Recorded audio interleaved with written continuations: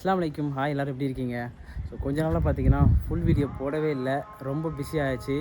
அதுக்கப்புறம் நீ எப்போ போகிறன்னு நிறையா பேர் கேட்குறீங்க. லீவ் முடிய போகுது, 3 மாதம் லீவுக்கு தான் வந்தேன். 23ஆம் தேதி லீவ் முடியுது. ஸோ அது ஒரு பெரிய விஷயம், நான் அதை பற்றி சொல்கிறேன். இன்றைக்கி பார்த்தீங்கன்னா நம்ம ஊரில் கிளைமேட் சூப்பராக இருக்குது பாருங்கள். காலிலேருந்தே நல்ல மழை. அப்புறம் இன்றைக்கி ஒரு முக்கியமான விஷயம், நம்ம மாப்பிள்ளைக்கு பார்த்தீங்கன்னா புது வண்டி எடுக்கணும்னு சொல்லியிருந்தேன். பைக் ஒன்று இறக்க போகிறோம் புதுசாக. ஸோ அதுக்கு இப்போ போயிட்டு அச்சம்பூரில் போய் மாப்பிள்ளையும் கூப்பிட்டு நேராக தென்காசி ஷோரூமில் போயிட்டு பைக் எடுக்க போகிறோம். ஏன்னா நம்ம கடையூரில் ஷோரூம் இருக்குது, பட் இருந்தாலும் அங்கேருந்து போகிறது தென்காசி தான் பக்கம். ஸோ அங்கே போய் எடுத்துடலான்னு சொல்லிட்டு இப்போ கிளம்பிட்டோம். வாங்க நேராக ஷோரூம் போயிட்டு பைக் எடுத்துகிட்டு, நம்ம வண்டியும் பார்த்திங்கன்னா கிட்டத்தட்ட ஒரு சர்வீஸ் முடிஞ்சுது. அப்புறம் மைலேஜ்னு செக் பண்ணவே இல்லை. அந்த வண்டிக்கு புல்லட்டுக்கு மைலேஜ் செக் பண்ணணும். செக் பண்ணிட்டு இது நம்ம என்ன வண்டி எடுக்க போகிறோம்னா பல்சர் பைக் தான் எடுக்க போகிறோம் அவனுக்கு. ஏன்னா சின்ன பையனால் ஸ்போர்ட்ஸ் ரிலேட்டடாக பைக் வேணும்னு சொன்னான். ஸோ அப்போ பல்சர் பைக் எடுத்துடலான்னு சொல்லிட்டு பல்சர் பைக் தான் பிளான் போட்டிருக்கோம். இப்போ அப்படியே பார்த்தீங்கன்னா கிளைமேட்டு நல்லா தான் இருக்குது. நேராக பார்த்தீங்கன்னா தென்காசி கிளம்பிடுவோம்.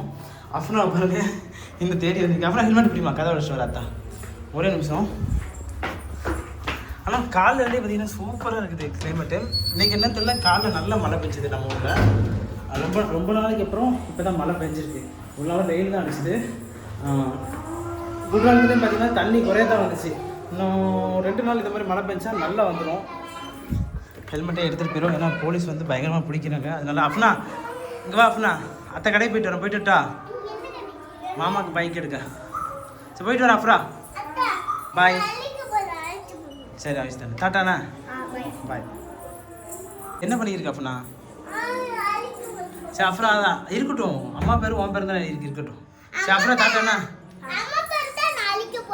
சரி சேட்டை பண்ண இருக்கணும், அப்படி சேர்க்கக்கூடாது. பார்த்தீங்கன்னா நம்மளும் கிளம்பிடுவோம். காலையில் நல்லா பிள்ளை பயிற்சி. இப்போ அது முன்னாடி பார்த்தீங்கன்னா வேக்குது. 2 நாளைக்கு முன்னாடி பார்த்தீங்கன்னா மாப்பிள்ளை ஒரு பழைய வண்டி வச்சுருந்தான். அப்போ வந்து போலீஸ் வந்து பிடிச்சிட்டாங்க. அந்த வண்டிக்கு புக்கும் முடிஞ்சுது, 5000 ரூபா ஃபைன் போட்டாங்க. ஸோ அப்புறம் அந்த வண்டியை கொடுத்துட்டு நம்ம புது வண்டி எடுத்துடலாம் சொல்லி பிளான் போட்டேன். ஏன்னா அந்த வண்டி 2009 2008 மாடல்னு நினைக்கிறேன். ஸோ அதனால புது வண்டி எடுக்க பிளான் போட்டேன். ஏன்னா அதுவும் சரியாக ஷார்ட் ஆக மாட்டேங்குது. இந்த மழை டயத்தில் பார்த்தீங்கன்னா ரொம்பவே ஷார்ட் ஆக மாட்டேங்குது. சரி டாட்டா அஃப்னா, பாய். அத்தா உமா கொடுத்துருங்க வாங்க. சரி உமா கொடுத்து நான் போயிட்டு வரேன், டைம் ஆச்சு. சீக்கிரம் உமா கொடுத்துருங்க.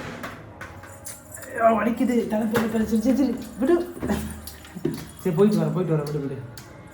சரி அப்படின்னா எப்போதுமே இப்படி தான் செய்வான், வெளியே போனால் இப்படி தான் செய்வோம். சரி போதும் மாசக்காரி அப்படின்னா அதனால போதுமா அப்படின்னா லேட் ஆகுது. மாமா வெயிட் பண்ணுறான். இறக்கி அப்படி சரி இறக்கி விட்டுக்கிறோம். காது கட்டிட்டேன் அப்பா. சரி பாய் அப்படின்னா போயிட்டு வந்துடுறேண்ணா.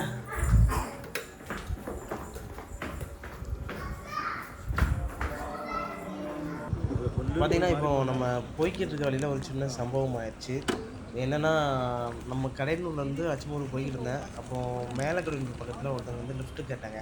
மேக்ஸிமம் யார் லிஃப்ட்டு கேட்டாலும் நான் வண்டியை லிஃப்ட்டு கொடுத்துருவேன். ஸோ அவங்க லிஃப்ட்டு கேட்டாங்க. சரி லிஃப்ட்டு தானே கேட்காங்க அப்படின்னு சொல்லி நிப்பாட்டினேன். எங்கே போகணுன்னு சொல்லி நான் அவங்கள்ட்ட கேட்டேன். அப்போ அவங்க என்ன சொன்னாங்கன்னா, போகிற வழியில் இறக்கி விட்ருங்க, நீங்கள் எவ்வளோ தூரம் போகிறீங்களோ அங்கே இறக்கி விட்ருங்க அப்படின்னு சொன்னாங்க. நான் அவங்கள்ட்ட பேசும்போது பார்த்திங்கன்னா அவங்க வந்து கேரளாக்காரங்க. தமிழ் கொஞ்சம் தெரியும், அவங்க கேரளாக்காரங்க.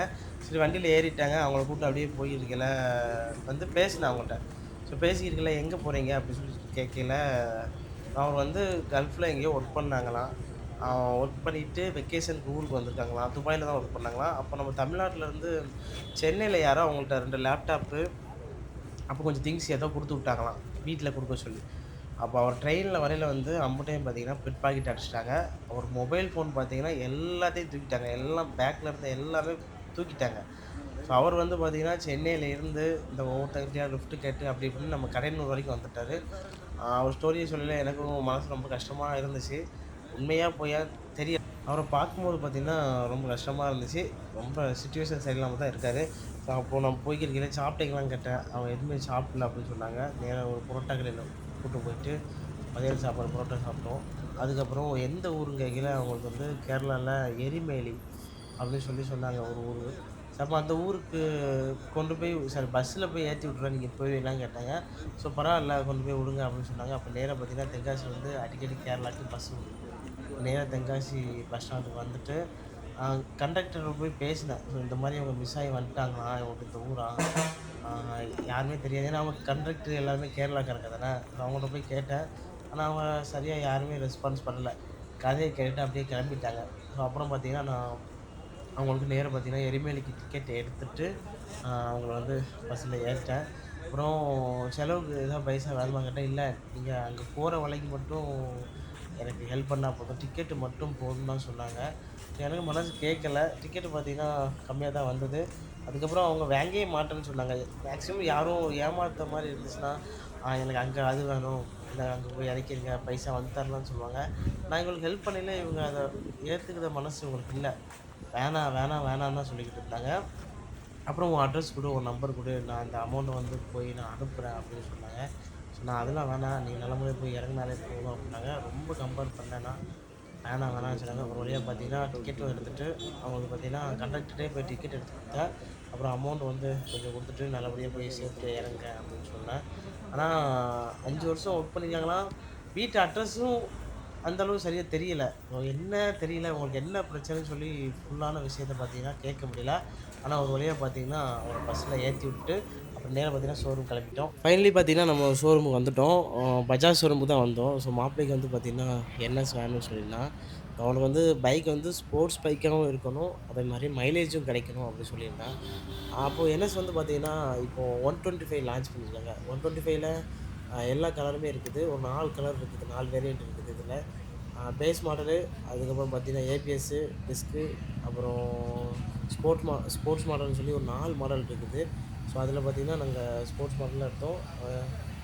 பிரைஸ் பார்த்தீங்கன்னா, ஒவ்வொரு ஒவ்வொரு மாடலுக்கும் ஒரு 10,000 இந்த மாரி டிஃப்ரெண்ட் வருது. ஸோ இது பார்த்தீங்கன்னா ஏபிஎஸ்ஸு. ஆனா ஃப்ரண்ட்ல மட்டும் தான் டிஸ்க் இருக்கு. பேக்ல டிஸ்க் இல்ல. இதோட ஆன் ரோட் பிரைஸ் எவ்வளோ வருதுன்னா, ரூ. 1,30,030. ஒரு 4 கலர் இருந்துச்சு இதிலயே. ப்ளூ, அப்புறம் கிரை, அப்புறம் ஒயிட் கலரு, அப்புறம் ஆரஞ்சு கலரு. ஸோ மாப்பிள்ளை வந்து ஒயிட் எடுக்கியா, ப்ளூ எடுக்கியான்னு ரொம்ப கன்ஃப்யூஷன்ல இருந்தான். ஒரு வழியா பார்த்தீங்கன்னா, நம்ம ப்ளூ கலரே இருக்கட்டும் அப்படின்னு சொல்லி செலக்ட் பண்ணிட்டோம். இது பேஸ் மாடல் இல்ல. இதில ஏபிஎஸ் எல்லாமே உண்டு.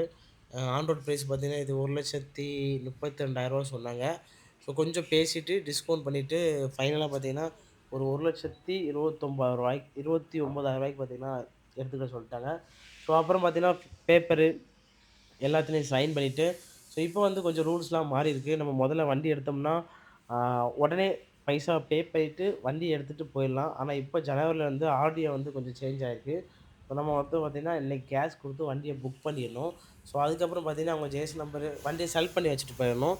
அதுக்கப்புறம் அவங்க பார்த்தீங்கன்னா, மறுநாள் அத ஆர்டிஓல காமிச்சுட்டு, அதுக்கப்புறம் தான் நமக்கு வண்டிய தருவாங்க. ஸோ அதனால பார்த்தீங்கன்னா, இப்படி சொல்லிட்டாங்க. மறுநாள் பார்த்தீங்கன்னா, மறுநாள் ஈவினிங் வந்தோம். இப்போ வண்டி பார்த்தீங்கன்னா, டெலிவரி எடுக்க ரெடியா இருக்குது. இது பார்த்தீங்கன்னா, ஒரு ஹெல்மெட்டும் கூட தர்றோம்ன்னு சொல்லியிருந்தாங்க. வண்டிய ஓட்டி பார்த்தேன். நல்ல ஸ்மூத்னஸ் பார்த்தீங்கன்னா, சூப்பரா இருந்துச்சு. மைலேஜ் வந்து செக் பண்ணி பார்க்கல. 47 ப்ளஸ் கிடைக்குன்னு சொல்லியிருக்காங்க. பாருங்க கலர் சூப்பரா இருக்கு பாருங்க. Blue colour. ஒயிட்டும், ப்ளூவும் தான் இந்த வண்டியில பார்த்தீங்கன்னா, சூப்பரா இருக்குது. சேம் தான். என்எஸ் 200 எப்படி இருக்கோ, என்எஸ் 160 எப்படி இருக்கோ, சேம் கண்டிஷன் தான். பாடி, அப்புறம் வண்டி எல்லாமே அப்படியே தான் இருக்குது. ஆனா, இன்ஜின்ல மட்டும் சிசி மட்டும் கம்மி பண்ணியிருக்காங்க. இது ஒரு 125 சிசி. மேக்ஸிமம் ஸ்பீடு பார்த்தீங்கன்னா, இது ஒரு 100 இல்ல 110 போகும்னு நெனைக்கிறேன். நான் ஆல்ரெடி ஒரு 160 யூஸ் பண்ணிக்கிட்டு இருந்தேன். அதனால சரி இந்த வண்டிக்கு ரெஃபர் பண்ணேன். ஸ்மூத்னஸ் பார்த்தீங்கன்னா நல்லாயிருக்கும்.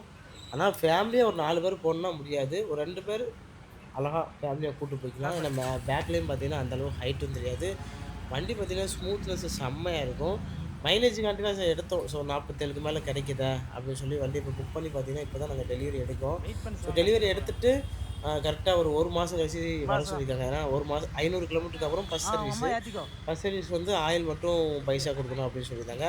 நம்பர் பிளேட் வந்து ஒரு 20 நாள்ல நமக்கு கிடைச்சிடும் அப்படின்னு சொல்லியிருக்காங்க. ஸோ 20 நாள்ல வந்துரும். அதுக்கப்புறம் புக்கு பார்த்தீங்கன்னா, 1 மாசம் கழிச்சு நம்பர் பிளேட் வந்து அ கொஞ்ச நாள்ல வீட்டுக்கு வந்து அட்ரஸுக்கு நம்ம இது பண்ணிடுவோம் அப்படின்னாங்க. ஸோ என் புல்லட்டுக்கும் பார்த்தீங்கன்னா, அப்படிதான் வந்துச்சு. இந்த வண்டிக்கும் நான் அப்படி தான் தருவேன்னு சொல்லியிருந்தாங்க. ஸோ 2 தடவ பார்த்தீங்கன்னா, வண்டிய ட்ரையல் பார்த்தோம். நானும் மாப்பிள்ளையும். சூப்பரா இருக்குது. பிக்கப் பார்த்தீங்கன்னா, நல்ல சூப்பரா இருக்குது. வண்டி ஸ்மூத்னஸ் பார்த்தீங்கன்னா, சூப்பரா இருக்குது. இதுவே 200 எடுத்தோம்னு வச்சுக்கோங்களேன். 200 160 என்ன பிரைஸ் வருதுன்னா, 1,58,000 என்னமோ சொன்னாங்க. இதுலேருந்து ஒரு 20,000 தான் கூட. ஸோ நம்ம பார்த்தீங்கன்னா, அடுத்தடுத்து தொடர்ந்து வீடியோ வரும். மறக்காம லைக் பண்ணுங்க.